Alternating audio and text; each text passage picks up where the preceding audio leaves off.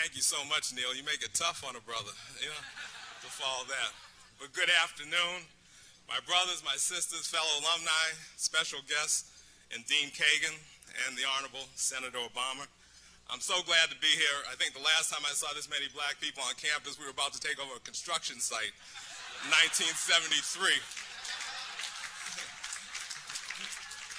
Rumor has it that since about 24 hours ago, the luncheon you had yesterday, there's been a debate raging on this campus as to the correct pronunciation of the senator's first name.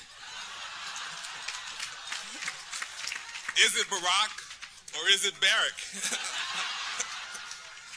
I've done my research, and I think Barrack is not the correct pronunciation.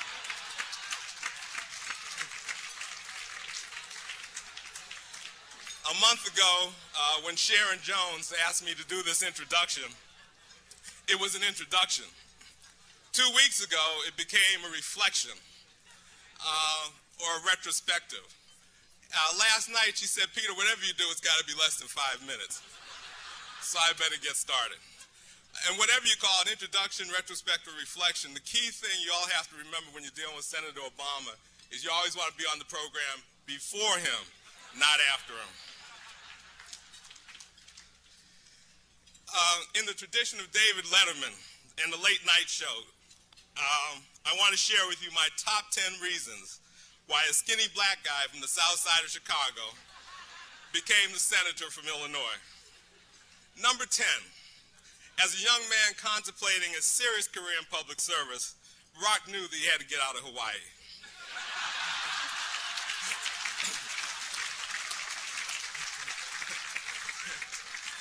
He had the same instinct, same political instinct as another great politician of our time, Willie L. Brown. Willie likes to tell a story about after he helped Bill Clinton become president when he was Speaker of the House in California. The president came to him and said, well, what can I do for you, Willie? Willie said, well, I'm from this small town in Texas, and I'd like to get a railroad stop built there. The president said, not a problem. He sends the head of Amtrak out to see Willie. Willie receives him very graciously.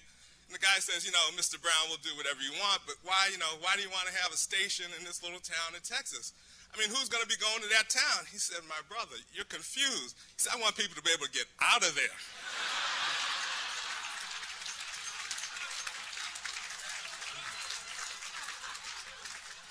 Number 9, after receiving a degree from Columbia, Barack became a community organizer, first in Harlem, then in Chicago. As executive director of Project Vote, he oversaw the registration of more than 100,000 new voters in the city of Chicago. And if you know anything about Chicago, that means 200,000 to 300,000 new voters. A very strong beginning to his political base. Number 8, he chose the right law school.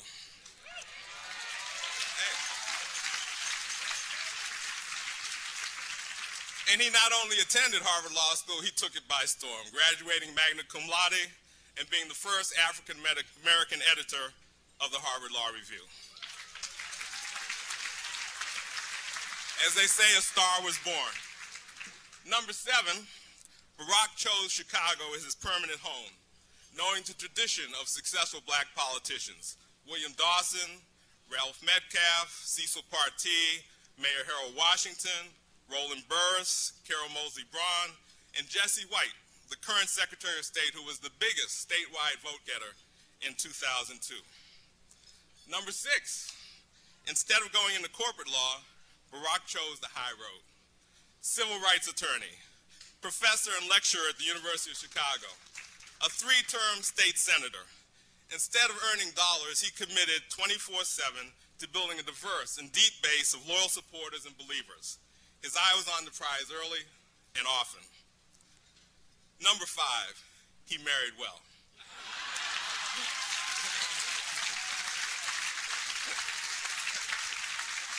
As so many of us black men know, and I'm one of them, that's very important. He knows that when he united with Michelle, he took a major step up the food chain.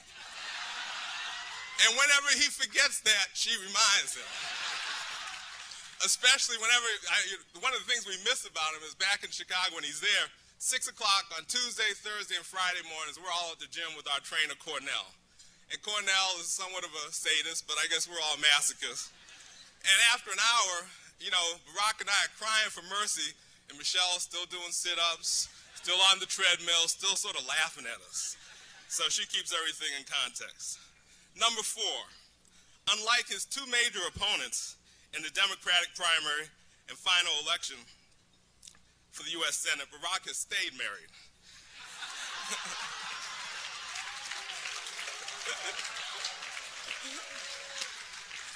Blair Hull, the Democrat who was leading in the polls 2 weeks before the primary, somehow saw everything fall apart when the newspapers alleged that he had beat his wife.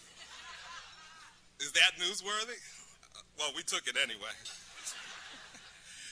Then Jack Ryan, his major Republican opponent, before he could even get his campaign untracked, the Chicago Tribune unsealed his divorce file. And he was forcing his wife to go to strip clubs, et cetera, et cetera, et cetera. Both of them, multimillionaire, investment bankers, very strong Republican and Democratic candidates, never got a real shot at the people's choice.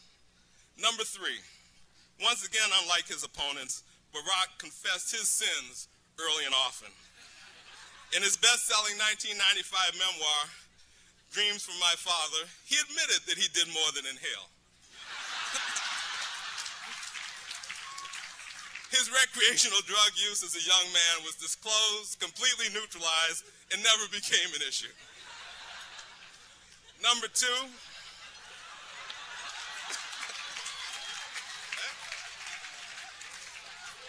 you want me to stop? Or what? Okay. Number 2, in 2000, Barack challenged the incumbent U.S. congressman from his district, Bobby Rush. Yeah, that Bobby Rush used to be a Black Panther turned politician. Despite a weak voting record, Bobby beat Barack like he stole something. Bobby had all the PAC money, he had all the connections in Washington.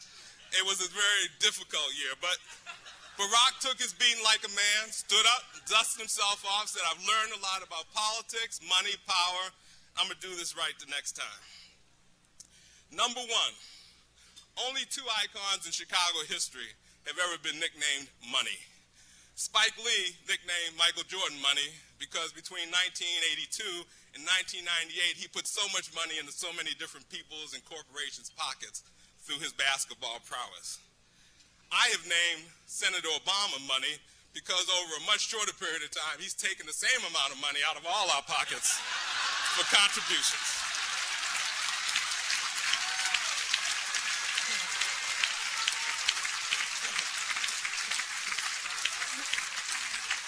In the words of Tom Joyner on the syndicated morning show, he's got the gift and he's got to use it. When his name pops up on caller ID on my cell phone, I know it's going to cost a lot more than 2 cents a minute. But I'm compelled to take the call. I pride myself on saying no to politicians, but I can't say no to money. Ladies and gentlemen, in closing, let me say that when the senator's parents named him Barack, which means blessings in Swahili, the native tongue of his father, they got it right. He's been a blessing to his family, to his friends, to his ever-growing group of constituents across the nation and hopefully around the world. He's been a blessing to Harvard Law School. But you got to remember 2 things. First, this is not the end of the story, it's just the beginning. And number 2, more importantly, freedom fighters need love too. So all the blessings he's given us, we got to give back to him. We got to pray for him, we got to support him. We got to love him like he loves us. Thank you very much.